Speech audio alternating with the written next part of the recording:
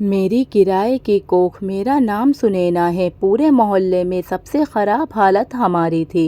ये शहर से कोसों दूर एक गांव से 2 साल पहले ही मैं, मेरे पति अनिल और हमारे 2 बच्चे यहाँ आकर बसे थे। हम गरीबी दूर करने के लिए गांव से शहर आए थे, लेकिन यहाँ तो हमारा खाना पीना भी ठीक से नहीं हो पाता था। अनिल फैक्ट्री में काम करते थे और मैं घर पर रहकर बच्चों की देखभाल करती थी। हमारा बड़ा बेटा 5 साल का हो गया था, लेकिन अभी भी स्कूल जाना शुरू नहीं हो पाया था। मैं काफ़ी सोचती थी कि बच्चे को अगल बगल के स्कूल में पढ़ने के लिए भेजने लगें, लेकिन चाह कर भी नहीं भेज सकती थी। जिस मोहल्ले में हम रहते थे उस मोहल्ले में मजदूर और कामगार लोग ही रहते थे।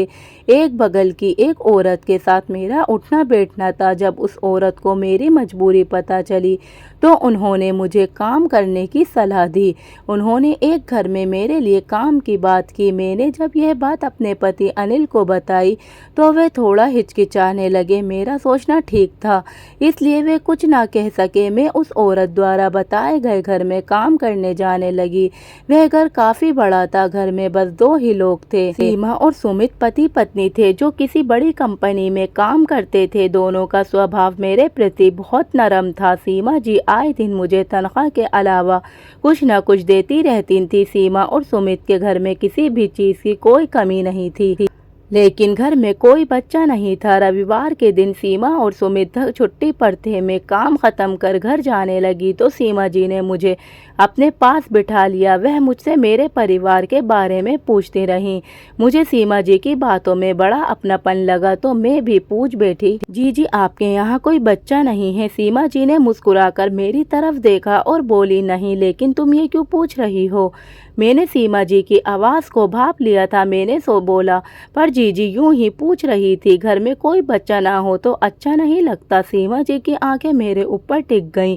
वह भी शायद यही बात शिद्दत से महसूस कर रही थी। सीमा जी बोली, तुम सही कह रही हो सुनैना, मैं इस बात को लेकर बहुत चिंता में रहती हूँ, लेकिन कर भी क्या सकती हूँ? मैं माँ नहीं बन सकती, ऐसा डॉक्टर कहते हैं। ये कहते हुए सीमा जी का गला भर गया था। मैं भी आगे कुछ और कहने की हिम्मत ना कर सकी। सीमा और सुमित शादी से पहले एक ही कंपनी में काम करते थे, जहां दोनों में मोहब्बत हो गई और उसके बाद उन दोनों ने शादी कर ली। कई साल तक दोनों ने बच्चा पैदा होने नहीं दिया, लेकिन बाद में सीमा जी माँ बनने के काबिल ही नहीं रही। इस बात को लेकर दोनों काफ़ी परेशान थे। मुझे सीमा जी के घर काम करते हुए काफ़ी दिन हो गए थे। सीमा जी का जब भी मन होता मुझको अपने पास बिठाकर बातें कर लेती, पर अब मैं सीमा जी के बच्चा होने या ना होने से लेकर कोई बातें नहीं करती।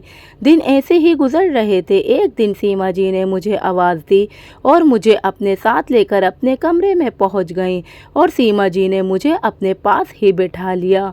मैं अपनी मालकिन सीमा जी के पास बैठने में हिचकिचाती थी, लेकिन सीमा जी ने मुझे हाथ पकड़कर ही बैठा दिया।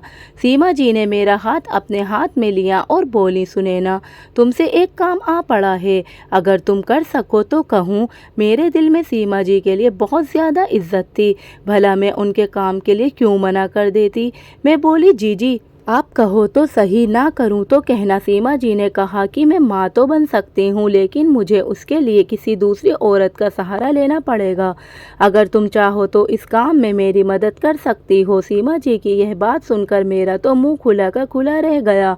मुझे यकीन नहीं हो रहा था कि सीमा जी मुझसे कैसी बातें कर रही हैं।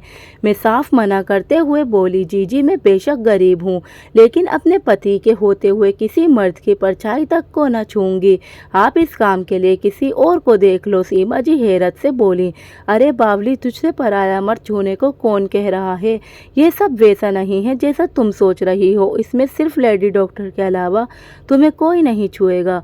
यह समझो कि तुम सिर्फ अपनी कोख में बच्चे को पालोगी, जबकि सब कुछ मैं और मेरे पति करेंगे। मेरे समझ में कुछ ना आया। मैंने सोचा, भला ऐसे कैसे हो सकता है कि बिना आदमी के छुए औरत माँ बन जाए? मुझे हैरान देखकर सीमा जी बोल पड़े, क्या सोच रही हो सुनैना? तुम चाहो तो मैं सीधे डॉक्टर से भी बात करा सकती हूँ। मैं हिचकिचाते हुए बोली, जीजी मैं कुछ समझ नहीं पा रही हूँ। अगर मैं तैयार भी हो जाऊँ तो मेरे पति इस बात के लिए नहीं मानेंगे। सीमा जी हार नहीं मानना चाहती थीं। उनके दिल में कब से माँ बनने की चाह पनप रही थी।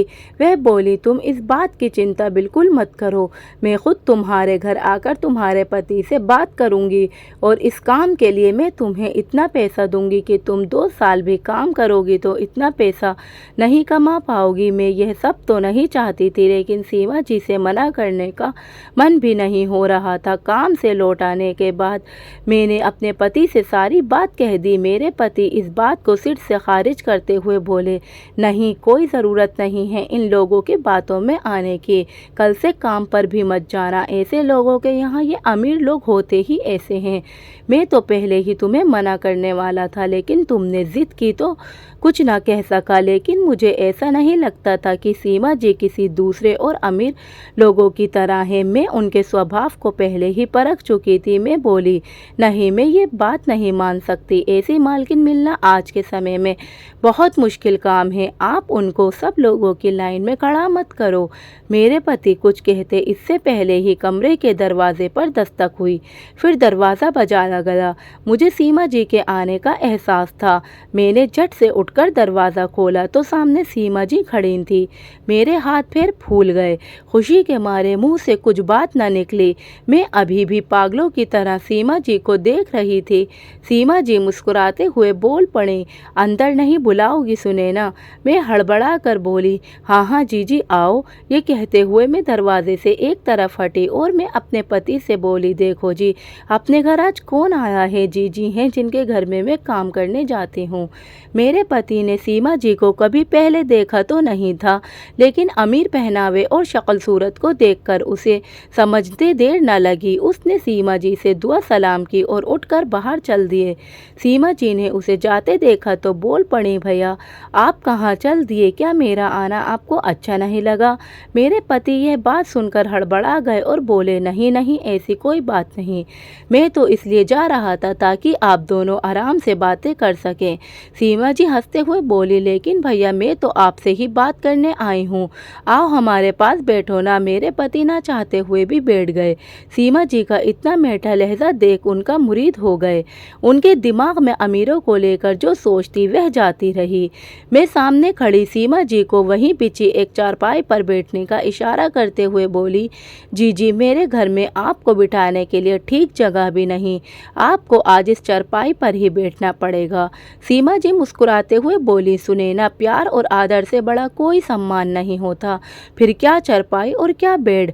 आज तो मैं तुम्हारे साथ ज़मीन पर ही बैठूंगी। इतना कहकर सीमा जी ज़मीन पर पड़ी एक टाट की बोरी पर ही बैठ गईं। मैंने लाख बार कहा, लेकिन सीमा जी नहीं मानी। हार मानकर मैं भी और मेरे पति भी ज़मीन पर ही बैठ गए। मैंने नज़र तिरछी करते हुए अपने पति को इशारा करते हुए बोली, देखो तुम कहते थे हर अमीर एक जैसा होता है, अब देख लिया। तभी सीमा जी अचानक बोल पड़े, सुनैना, क्या तुम मुझे चाय नहीं पिलाओगी अपने घर की? मेरे साथ साथ मेरे पति भी खुश हो गए। 1 करोड़पति औरत गरीब के घर में आकर ज़मीन पर बैठ चाय पिलाने की गुजारिश कर रही थी। मैं ये सोचकर चाय नहीं बना रही थी कि मैं सीमा जी मेरे घर की चाय नहीं पिएंगी।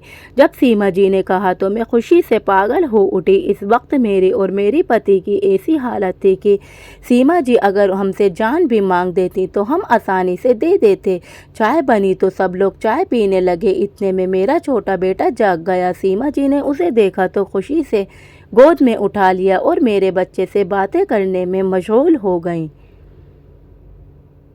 मैं और मेरे पति यह सब देखकर बावले हुए जा रहे थे। हमें सीमा जी में एक अमीर औरत की जगह अपने घर की औरत नजर आ रही थी। थोड़ी देर बाद सीमा जी ने बच्चे को मेरे हाथों में दे दिया और मेरे पति की तरफ देखकर बोली, भैया मैं कुछ बात करने आई थी आपसे। वैसे सुनैना ने अब आपको सब कुछ बता दिया होगा भैया। मैं आपको यकीन दिलाती हूँ कि सुनैना को सिर्फ लेडी डॉक्टर के अलावा कोई नहीं छुएगा। ये इस तरह होगा जैसे कोयल अपने अंडे कोए के घोंसले में रख देती है और बच्चे अंडों से निकलकर फिर से कोयल के हो जाते हैं। अगर आप मेरे पति सीमा जी की बात पूरी होने से पहले ही बोल पड़े, बहन जी आप जैसा ठीक समझें वैसा करें। सुनैना को आप समझती हैं तो फिर मुझे किसी बात से कोई डर नहीं। इसका बुरा थोड़ी सोचेंगी आप। सीमा जी खुशी से उछल पड़ी। मैं अपने पति को मुंह फाड़े देखे जा रही थी। मुझे यकीन नहीं हो रहा था कि मेरे पति इतनी जल्दी हाँ कर सकते हैं। लेकिन मेरे पति तो इस वक्त किसी और ही फिजा में घूम रहे थे। कोई करोड़पति औरत उसके घर आकर झोली फैलाकर उससे कुछ मांग रही थी, फिर भला वे कैसे मना कर देता। सीमा जी हाथ जोड़कर मेरे पति से बोली, भैया मैं आपको ये एहसान जिंदगी भर नहीं भूलूंगी। ये कहते हुए सीमा जी ने अपने मिनी बैग से नोटों की एक बड़ी गड्डी निकालकर मेरे हाथों में पकड़ा दी और बोली, सुनैना ये पैसे रख लो, अभी और दूंगी। जो इस वक्त मेरे पास थे वे मैं ले आई। मैंने हाथ में पकड़े नोटों की तरफ देखा और फिर अपने पति को देखा। मेरे पति पहले ही सीमा जी के हाथ में पकड़े गड्डी को देख रहे थे। आज से पहले हम दोनों ने कभी भी इतने रुपए नहीं देखे थे, लेकिन मेरे पति सीमा जी से रुपए नहीं लेना चाहते थे। बोले, बहन जी ये रुपए हम नहीं ले सकते। जब आप हमें इतना मानती हैं तो ये रुपए किस बात के लिए। सीमा जी ने जवाब दिया, नहीं भैया ये तो आपको लेने ही पड़ेंगे। भला कोई और ये काम करता तो वह भी तो रुपए लेता, फिर आपको क्यों ना दूं। और ये रुपए देकर कोई एहसान थोड़ी ना कर रही हूँ। इसके बाद सीमा जी वहाँ से चली गई। मेरे पति ने सीमा जी के जाने के बाद रुपए गिने। पूरे 1 लाख रुपए थे। मेरे पति और मैं दोनों ही आज सीमा जी के अच्छे बर्ताव से बहुत खुश थे। ऊपर से वे 1 लाख रुपए भी दे गई। ये इतने रुपए थे कि 2 साल तक दोनों काम करते तो भी इतना पैसा जोड़ ना पाते। हम दोनों के अंदर आज एक नया जोश था। अब न किसी बात का कोई सवाल और न किसी बात पर एतराज। जल्द ही मुझको सीमा जी ने डॉक्टर के पास ले जाकर सारा काम निमटवा दिया।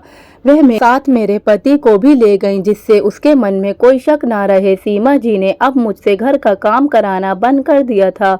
घर के काम के लिए उसने एक दूसरी औरत को रख लिया था। मुझको खाने के लिए सीमा जी ने मेवे से लेकर हर ज़रूरी चीज़ अपने पैसों से लाकर दी थी। साथ ही 1 लाख रुपए और भी नकद दे दिए।